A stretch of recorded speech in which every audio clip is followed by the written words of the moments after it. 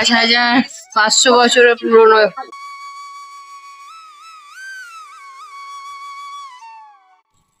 তো এই হচ্ছে কেশিঘাট, স্নান হলো। এটা হচ্ছে নীলগাই। জাস্ট এলাম গৌরী গোপাল আশ্রম। এখন এলাম ভক্তি বেদান্ত স্বামী গোশালা। এখানে গোশালা দর্শন করবো, সাথে এখানে প্রসাদ পাওয়ার একটা ব্যাপার আছে। এটা হচ্ছে ইস্কনের একটা গোশালা। এই হচ্ছে গোশালা। সকালবেলায় ভোরবেলায় 4টের সময় জীবনে প্রথমবার আজকে স্নান করেছি। ভগবানের দর্শনের জন্য সবকিছুই সম্ভব। জীবনে প্রথমবার সেই এক্সপিরিয়েন্স। তারপর বৃন্দাবনের কুঞ্জে কুঞ্জে, মানে প্রতিটা গলির মধ্যে দিয়ে নাম জপ করতে করতে বাঁকে বিহারি গিয়েছিলাম। তো সেই এক্সপিরিয়েন্স মানে নিজে না করলে সেই এক্সপিরিয়েন্স বলার নয়। আর এখানে এত সুন্দর ফুল গাছগুলো, দারুণ লাগছে। যাক, আজকে ডে 2, গতকালই এসেছি, তো হিসাব মতো আজকে ডে 1 বৃন্দাবন ধাম দর্শন। চলো এরপর যমুনাজি যাব। এখানে প্রসাদ পাওয়ার পর যমুনাজি যাব, যমুনা মহারানীর দর্শন করাবো সবাইকে। এটা কি গরু? নীলগাই। নীলগাই, এটা হচ্ছে নীলগাই। সম্পূর্ণ হরিণ টাইপের স্ট্রাকচার, মানে বিশাল সিং। নন্দী মহারাজ বিশাল তার সিং। তো এই গোশালায় বহু প্রাচীন প্রজাতির গাই আছে, 5500 বছরের পুরনো। তো এই ইমলির তলা মন্দিরে চলে এসেছি এখন। তো ইমলি মানে হচ্ছে তেঁতুল বাংলায় যেটাকে বলে। তো রাধারানীর এটা নিয়ে একটা খুব সুন্দর স্টোরি আছে, যে তিনি শ্রীকৃষ্ণের সাথে দেখা করতে যাচ্ছিলেন। তো দেখা করতে যাওয়ার সময় একটা পাকা তেঁতুলের উপর পা দিয়ে তার পা পিছলে যায়। তো পা পিছলে গিয়ে তার পা থেকে রক্ত বেরোয়, আর তার শ্রীকৃষ্ণের সাথে দেখা করতে দেরি হয়ে যায়। তাই তিনি অভিশাপ দিয়েছিলেন যে বৃন্দাবনের কোনো তেঁতুল গাছে তেঁতুল পাকবে না। এই ইমলিতলায় রাধারানীর যে মন্দির দেখালাম সেখানকার এই ঘাট। আমরা বোটে করে যাবো। বসেছি, আর 3টে পরপর বোট হচ্ছে আমাদের এখন যাব, দেখি কত দূর নিয়ে যায়। তারপর হবে আমাদের যমুনা স্নান।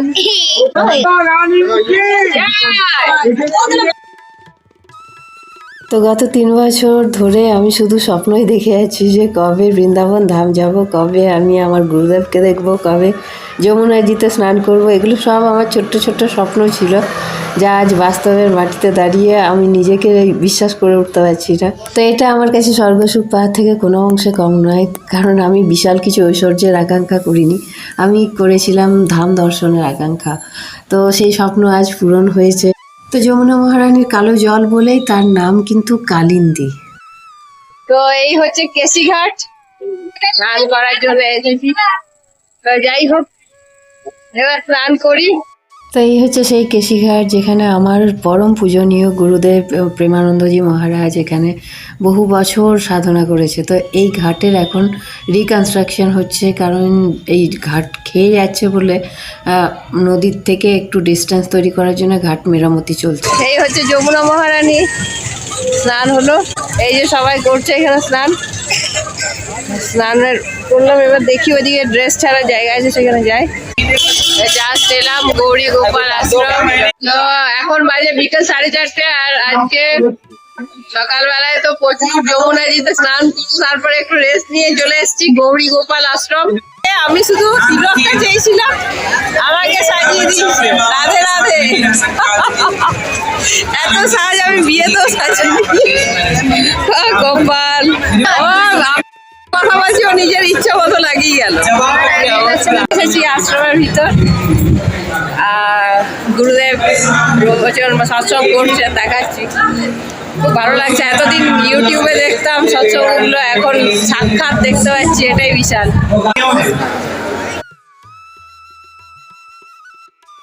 अरे पेटों से सुख नहीं मिलता, संत जी ने खूब समझाया। आत्मदेव जी बोले ना, मुझे आपका ज्ञान नहीं सुनना। তো আজ কয়েক বছর ধরে অনিরুদ্ধাচার্য মহারাজকে শুধু ইউটিউবেই দেখে এসেছি, তো আজকে সাক্ষাৎ দেখছি, খুব ভালো লাগছে। আর ওনার সৎসঙ্গটা নো ডাউট খুব ভালো হয়। কয়েক হাজার মানুষের মাঝে বসে আজকে সৎসঙ্গ শোনার সৌভাগ্য হয়েছে। তো প্রচুর প্রচুর মানুষ, আশ্রমের পরিধিটা বিশাল এরিয়া জুড়ে। তো এর উপরে আছে বৃদ্ধাশ্রম। তো এখানে এভরি ডে কয়েক হাজার মানুষ দিবারাত্রি খাবার খায়, তাও ফ্রিতে। তো এখানে থাকারও ব্যবস্থা আছে, তার জন্য একটা এক্সট্রা অ্যামাউন্ট লাগে। তো যাই হোক, আজকের ব্লগ আর বেশি বড় করলাম না। ভালো লাগলে অবশ্যই লাইক শেয়ার আর সাবস্ক্রাইব করবেন। প্রচুর প্রচুর ব্লগ আপনাদের জন্য রেডি করছি, অবশ্যই সেগুলো আপনাদের সাথে শেয়ার করতে থাকবো। বৃন্দাবনে প্রতিটা মুহূর্তকে ক্যামেরা বন্দি করে রেখেছি।